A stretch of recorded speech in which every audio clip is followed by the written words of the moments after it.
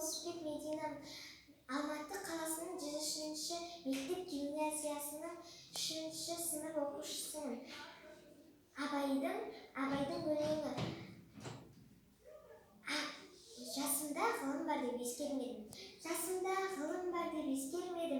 Пайдасы көре тұра тексермедім. Ер жеткен соң түспеді уысыма, қолымды мезгілінен кестермедім.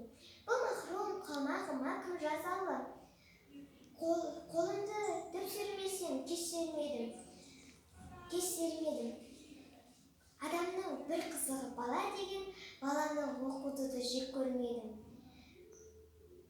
Баламды медресеге білдеп бердім. Қызмет қылсын, мен алсын деп бердім.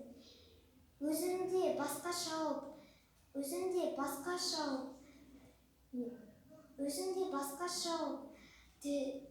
төске өрледім. Қазаққа қара сөзге деп дес бермесем, еңбегімді білерлік еш адам жоқ. Түбінде тыныш жүргенді тез көрмедім.